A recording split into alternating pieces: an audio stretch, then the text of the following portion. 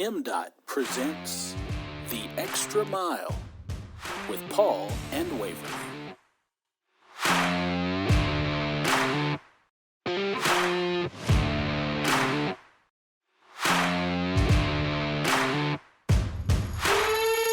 Welcome in to the Extra Mile podcast, presented by the Mississippi Department of Transportation. I'm Paul Katey, MDOT Digital Media Manager. And I'm your co-host, Waverly McCarthy, the social media strategist here at MDOT. We are so excited to get this podcast up and running. It's taken a lot of hard work and planning. We're here, and we have a great first show for you today. First, we'll be talking hurricanes with MDOT Public Information Officer Katrina Hornby. She'll also give us some updates about projects happening down south. And then a little later in the show, we'll sit down with MDOT's newest executive director, Brad White. Right, you ready to dive in? Let's do it.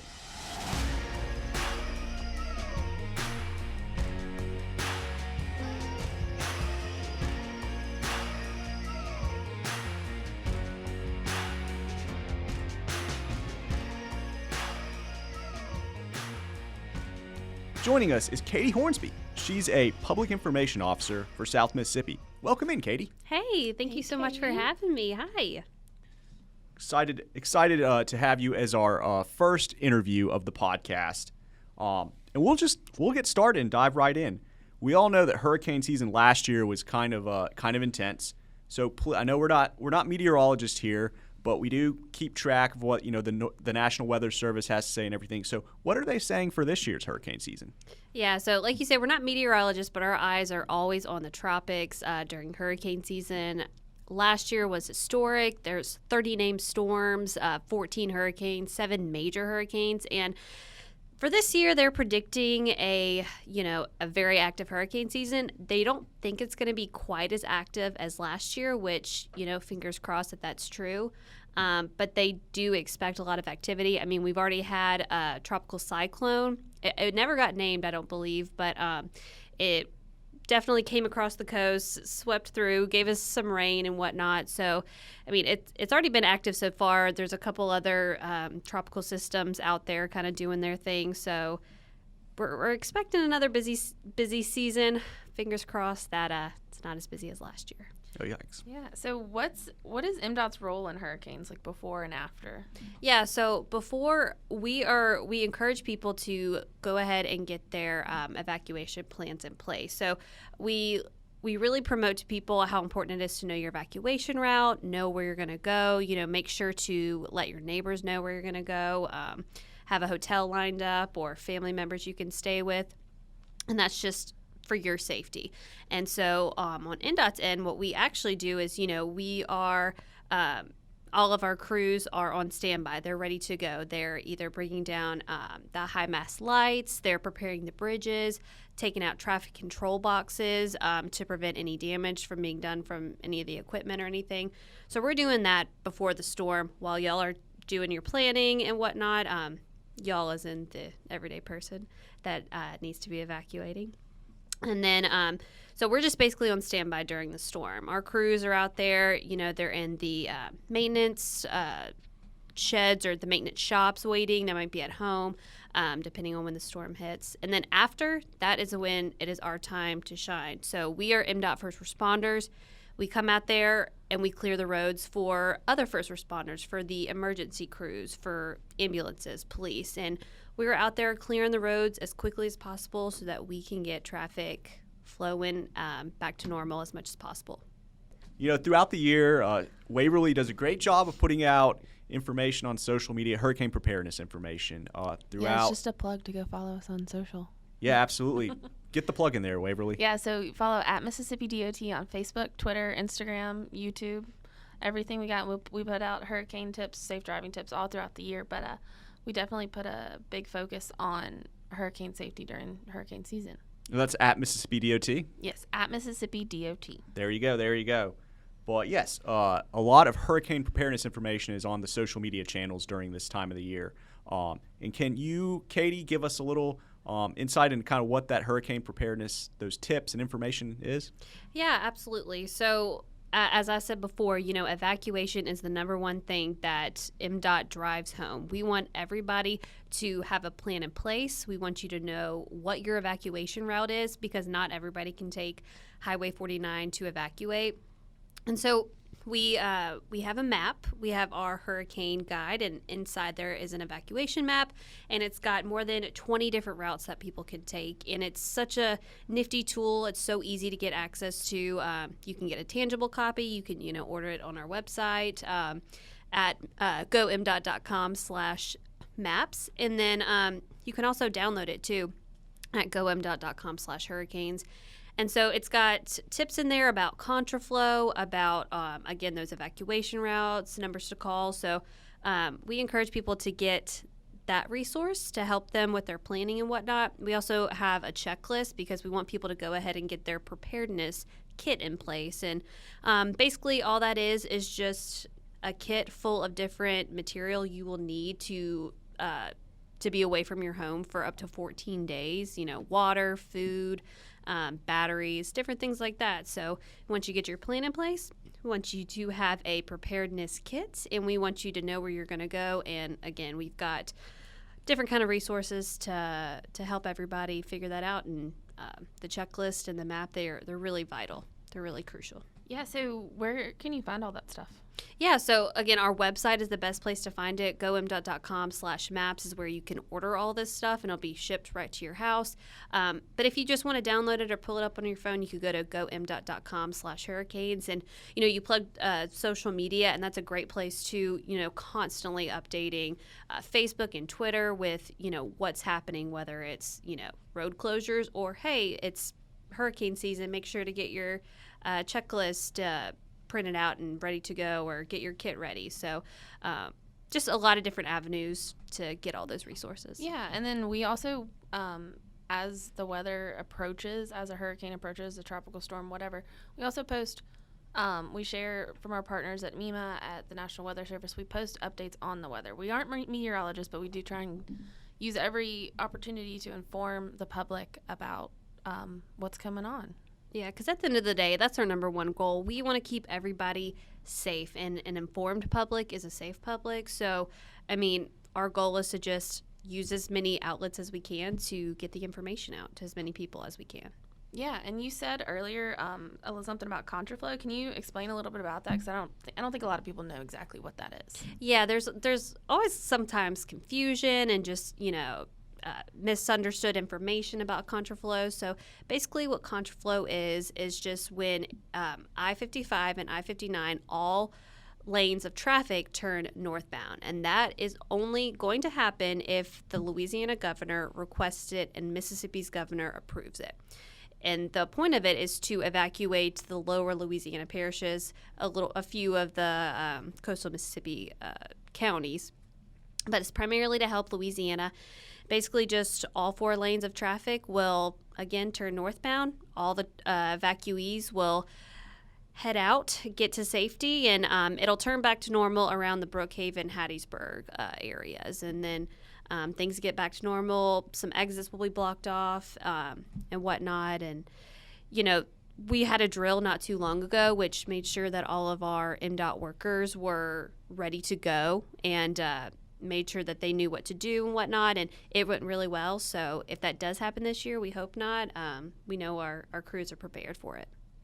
That's really good information. Contraflow is definitely something you hear, but it's really good to get just a great explanation of what exactly it is as we move through hurricane season. Speaking of hurricane evacuation routes, recently repaired the Fort Bayou Bridge in Ocean Springs. That was a big maintenance project. So can you talk about that? And then just talk overall about the importance of maintenance. Yeah, absolutely. So the 609 bridge, we had to do a full closure. Supposed to be 45 days, had to be a little longer. But the point to doing that was so that we could basically just redo the entire bridge. It was old. We hadn't had a maintenance project to this bridge in 30 plus years, and so it needed to be done. And because, like you said, it's a hurricane evacuation route, it was even more important that we did this maintenance project. And so our goal was to get it back open from that closure before hurricane season, and we were able to do it, which is awesome. But it's not done yet. We still have some more technical things to do, but it won't disrupt the public as much, which is really good. And it's open.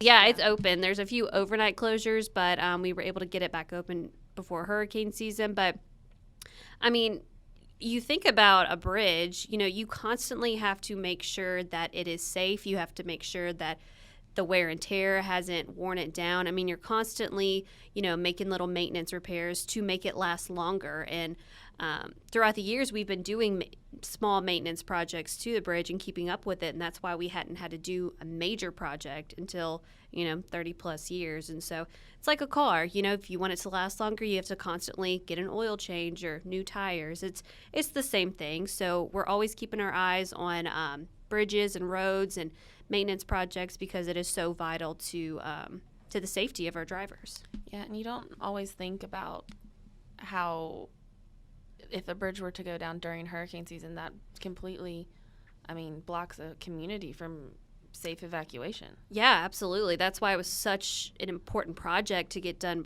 and back open before hurricane season, because that's a major evacuation route that thousands of people could take. And, we don't want to cause any more backups or traffic jams because of a closed evacuation route. Really great information about hurricane preparedness. And before we get you out of here, can you talk a little bit about some of the projects going on in the Southern District? Anything major you want to talk about? Yeah, so we have a lot going on in South Mississippi. We actually our Evelyn Gandy interchange, we just were able to open a newly constructed bridge. It's a huge interchange project. It's been going on for about 2 years now, about $24.2 million project. It's going to be great once everything's officially back open, but we were able to open the new bridge a couple weeks ago and get traffic moving on there. So that's awesome. That's moving forward. Hopefully get done, late summer. We've also got the safety improvement project also in kind of the same area, about 15 minutes down the road from there. And basically it's just making 49 safer for drivers. They're currently working on grading work in the median and the southbound outside shoulders, drainage, culvert work. They're also doing some work to the existing southbound lanes in several locations. They're just basically reconstructing them to remove steep vertical curves. And that's just basically to make it easier for drivers to see the roadways, when they're traveling, not as many hills and whatnot, just kind of leveling everything out. Again, safety is our top priority, and this is a big safety improvement project.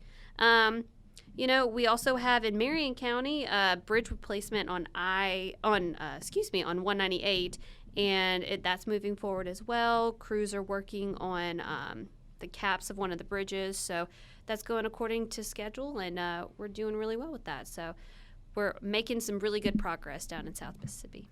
That's awesome. Well, thanks so much for joining us. We learned a lot today about South Mississippi and about hurricanes. And can you tell us one more time where we can get our hurricane evacuation guide, our checklist, all that kind of stuff? Yes, absolutely. Our website's the best place to find all that. GoMDOT.com/hurricanes. And then if you want to personally order your own map, GoMDOT.com/maps. And they're free. They are free. Can't beat free. Katey, thank you so much.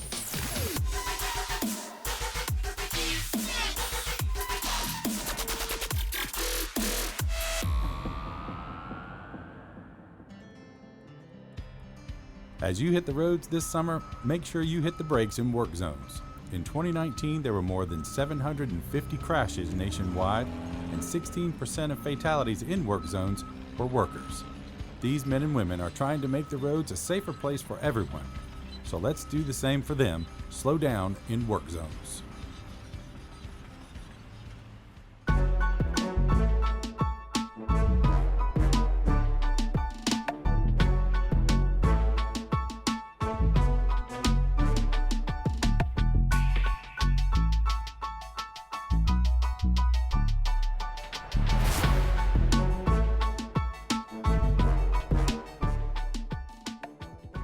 So we're very excited to introduce our next guest, Mr. Brad White, MDOT's newest executive director. Today is his first official day in office, and we're so grateful for him taking the time out of his day to sit down with us. Thanks for joining us. Thank you for having me. Yeah. So just before we get started, we just wanted to get to know a little bit about you. So can you tell us a little bit about how you got your start? In 1991, a guy named Ray Layton, that was a former mayor in Simpson County where I'm from, got me involved in Kirk Fordyce's gubernatorial campaign. And back at that time, anyone that would remember, no one expected him to win the Republican primary, much less a general election. And so that kind of started it off. And I became very active in the political world at that time, which led me to meeting a guy named Dick Hall, who was also politically active. And then when he was appointed Transportation Commissioner in 1999, he afforded me the opportunity to come with him to the Department of Transportation. And so you were named Executive Director at the beginning of June. So how's the last month been for you? Well, it's been rather hectic trying to close out my office in the governor's office and then acquiring information here and preparing to come to the Department of Transportation and hit the ground running. But it's been good. Everybody's been very helpful. I found everything just like it was when I left here 15 years ago. A great atmosphere, wonderful people, very inviting, and very helpful. Yeah. So you talked a little bit about the sort of positives about MDOT. So why were you interested in this position? Well, when I came to work here, and like I said, 1999, one of the things that stood out to me immediately was just the sense of family here. At that time, the commissioner's offices were on the 10th floor, and the executive director was a guy named Ken Warren, who I think had been at the Department of Transportation since God was a boy. And everybody, if you went around the 10th floor, most of the office directors, the assistant chief engineers, everyone, I think, had a minimum 35 years of service. And were just all wonderfully good Christian people.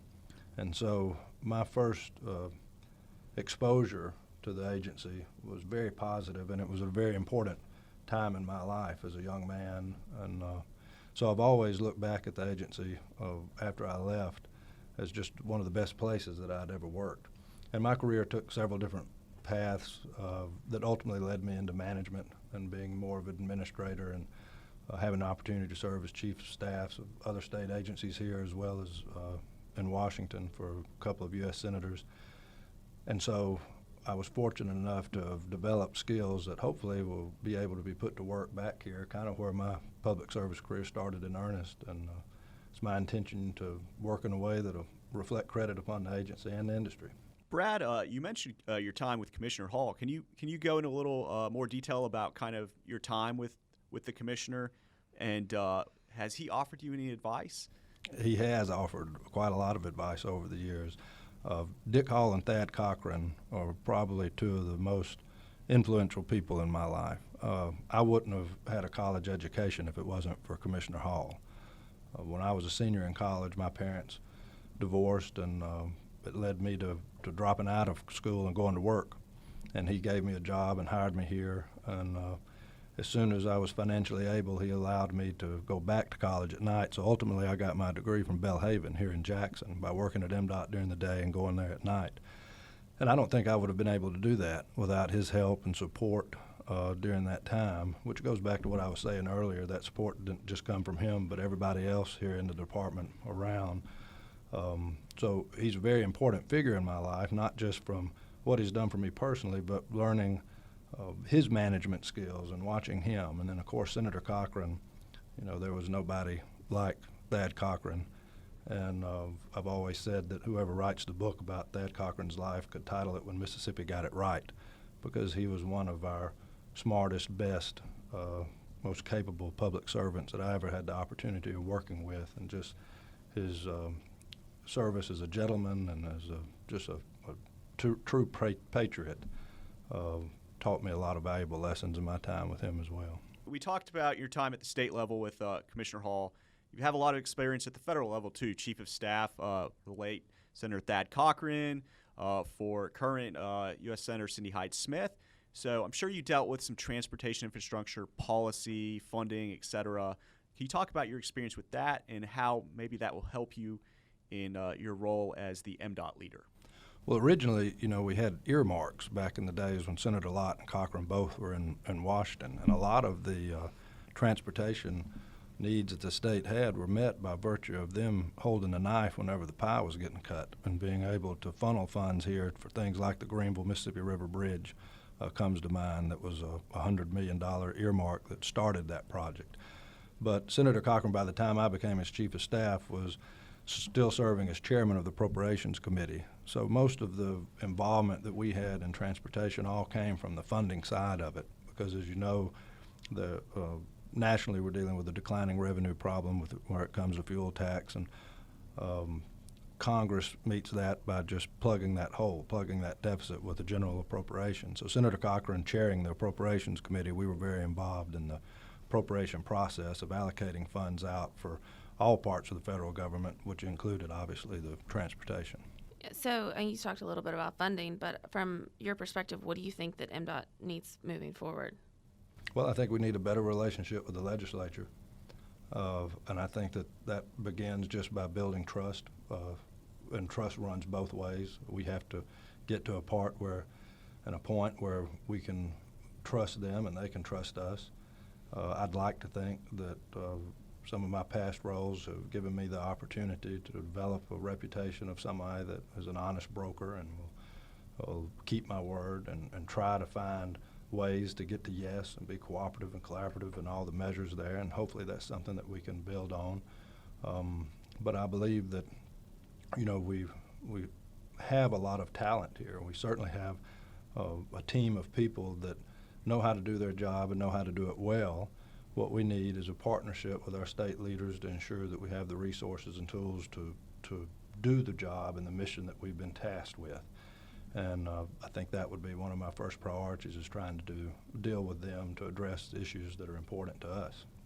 Do you have like a 100-day plan? I know you just mentioned that priority, but do you have some things you want to do right off the bat? Observing at first, I want everyone to give me a chance and not to prejudge me before I come in. And so if I'm requesting that from our team here in the agency, I feel like it's very important for me to reciprocate in kind. So I'm not coming in with any preconceived notions. I want to do a lot of observing. I want to ask a lot of questions. I want to learn a lot. And I've got a list of things like that I've thought about, that I want to look into and want to know more about. But I'm not coming in with any set agenda to start enacting any type of change yet. I want to spend my time observing, learning, and then figuring out a course of action. So you talked a little bit earlier about how your time at MDOT, you saw how much of a family and what a great experience working here. Are you excited to get back to that? Very much so. A lot of the people that are here now were here when I was there before. Charles Carr, Roy Tipton, Jeff Altman, Brian Ratcliffe, Amy Hornback. I mean, in many senses, it's kind of like coming home. And when I got off the elevators onto the floor where my office will be, that's where I left from 15 years ago. So it's got a very nostalgic feeling to it, but it's a great source of joy. I love that. Just from perusing your Twitter profile, it's a great way to get to know someone. We noticed that you're a big-time reader. Is there anything that you're reading right now, and maybe anything that could help you, as you begin your journey as executive director? Or anything that you suggest that other people read? There you go. Right now I'm reading a biography on Henry Clay, former Speaker of the House, U.S. Senator, was Secretary of State. And in my opinion, I think he was probably one of the most pivotal and consequential figures of the 19th century that didn't become president. But he's known for several things, but the thing that I guess I admire was he was the architect of finding ways of bringing people together to avoid a civil war. And the Civil War would have probably happened many years earlier if not for him, and trying to work out compromise and seeking common ground and finding a way to move people together forward. And so I think that's a valuable trait to try to learn from and hopefully emulate as we move forward and trying to direct the team here. Can you maybe talk a little more about your leadership style? Yeah. I don't think I'm a micromanager. I like to kind of point things in a direction and then have capable and talented people that know how to do their job and then just get out of their way. I mean, that's kind of been, I think, people that have worked on staffs where I've been the chief of staff before would say. I've been very fortunate to have really good people around me, and I know that that's going to be the case here. And when that is the situation, I mean, you just give people the tools and resources to do their job, the direction, and then the support and the backing to do it. And I try not to micromanage anything. And that was one of the things earlier we were talking about Commissioner Hall. That was something I learned both for he and Senator Cochran, and that's kind of how they were. That's how both of them treated me when I worked for each of them individually, was they always set a very clear direction for me to go in, and then they got out of the way and allowed me to do that. So I try to delegate, and I try to focus on big picture things, and I try to support the people that are on the ground and that are doing all the things that truly make the agency work.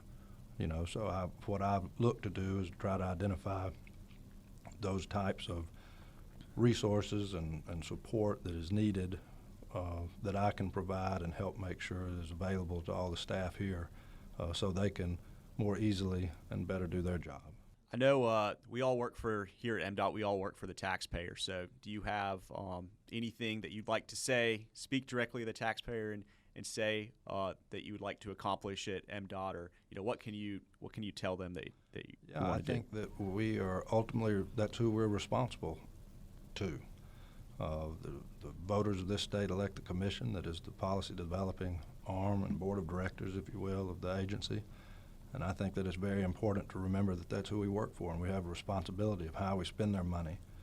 The thing about government is we cannot receive a penny that we first don't take from somebody. So I think that we have a huge responsibility in the way that we administer things here, and I think that's part of what will be needed in building better relationships with elected leaders around the state, and as well as in our congressional delegation, is to show that we can be faithful and not just the big things but the small things as well, ultimately keeping in mind the people that are paying the bill. Is there anything else you'd like to touch on as you begin? No, I'm just excited about the opportunity. I'm appreciative of the commission giving me this opportunity, the support that they've given, the support I've received from the governor and the leadership in the legislature.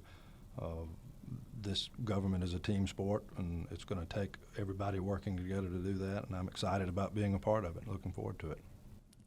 Well, Brad, thank you so much for joining us. I know you're a busy man, so appreciate it. Yeah, really appreciate it. Thanks for listening.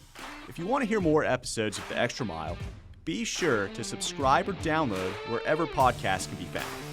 A special thanks to our producer and one of today's guests, Katrina Hornby, and our editor, Drew Hall. And a reminder, as always, remember to drive smart out there on Mississippi highways.